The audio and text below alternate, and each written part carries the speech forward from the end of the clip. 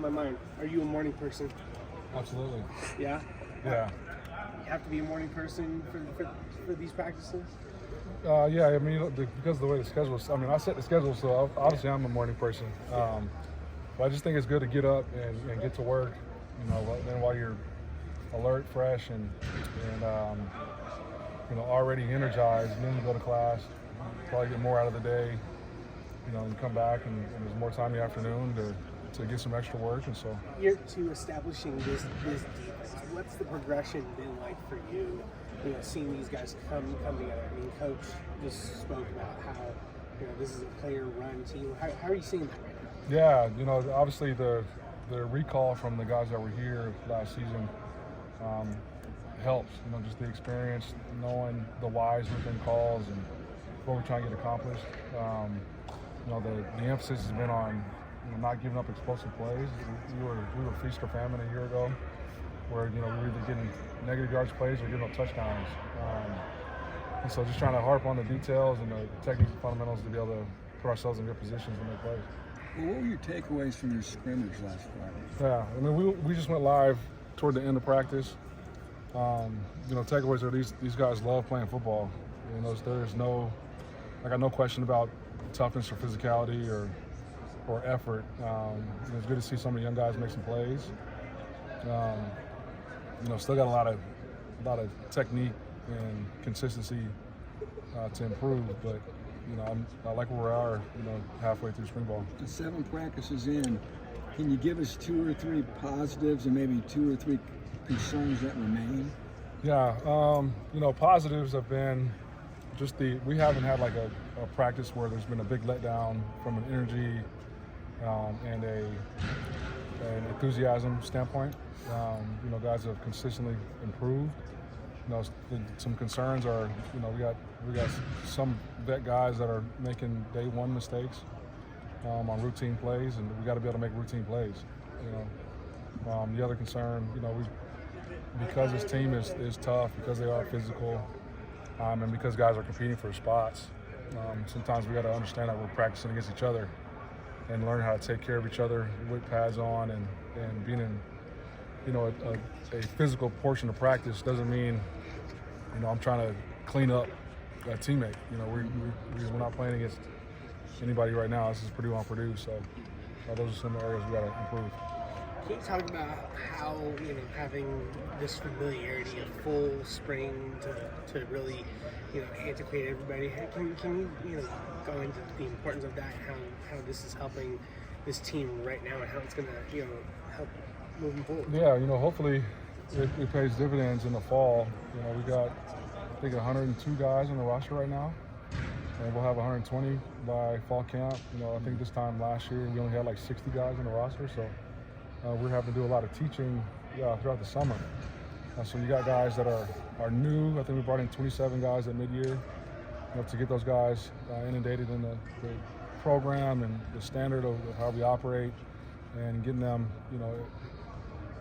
having chemistry within the team, within the roster, get to know each other. That's, to me, that's how you win tight games, is being able to rely on the guy next to you, and hopefully having that spring, it will build a lot of trust and respect within the locker room. KJ moved to middle linebacker. What's the value to have a guy who knows more than one position on that defensive end, particularly in the middle linebacker spot? Yeah, I think, just the thought of moving him back there just to add, more versatility, which in and of itself adds value for him personally.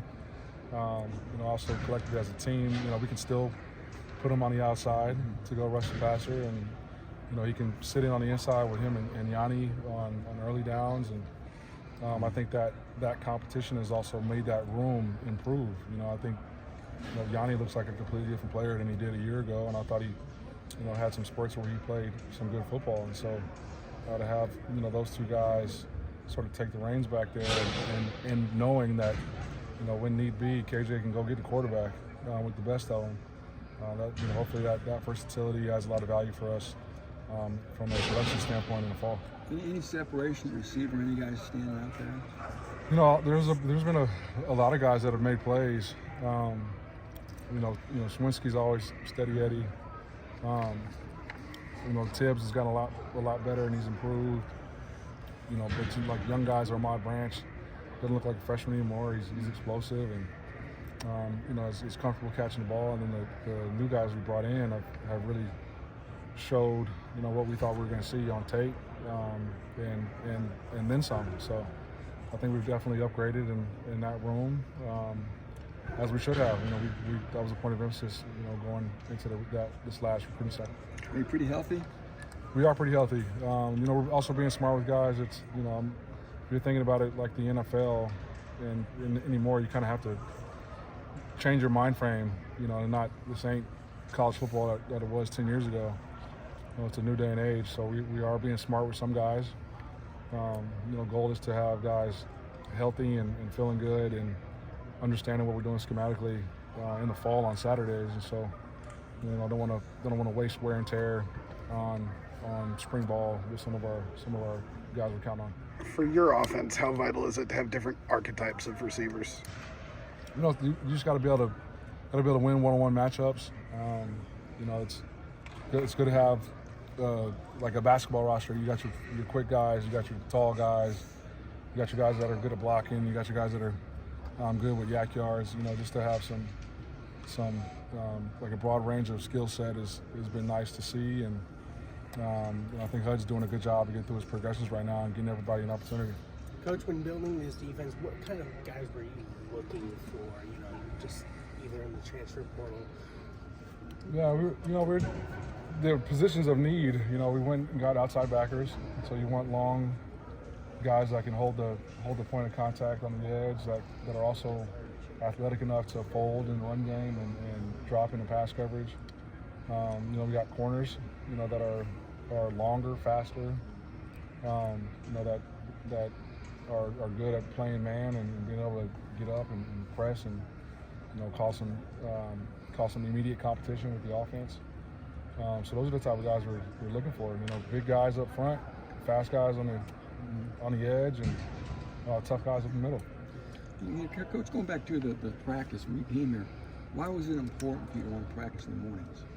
I just think if the goal is to give the players every opportunity to improve on and off the field, to me, if you practice in the afternoon, then that means your day starts academically usually at 8 o'clock. Like, are you getting up and going to that class? Like this, you got to, like I said, we got 27 guys at mid-year. Half of them are high school guys.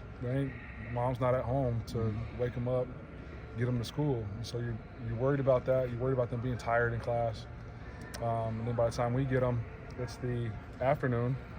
And then our day is done at 6:30, 7 o'clock. Well, after that day's done, they're going home and hopefully going to bed, but they might be going to get on Call of Duty or Fortnite or 2K or Madden or whatever.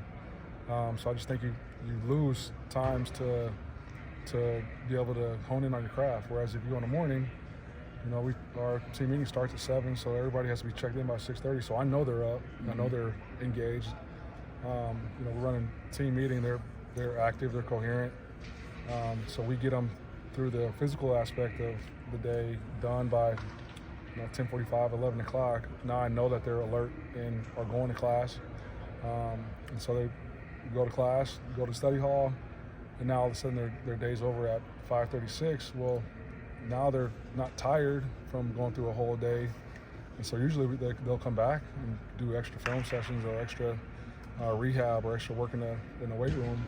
So I just think it gives those guys a chance to maximize the time spent. Is it real tough to juggle that academically to get schedules to work? No, we're doing better academically than they have here in a long time. So it's definitely been beneficial. Is there something to success with other programs bleeding into the athletic department? Obviously, basketball's in the Final Four right now. Yeah, I think the momentum is awesome, and it just shows you what kind of potential Purdue has from an athletic standpoint. From our perspective, like if basketball can do it, like why can't we do it?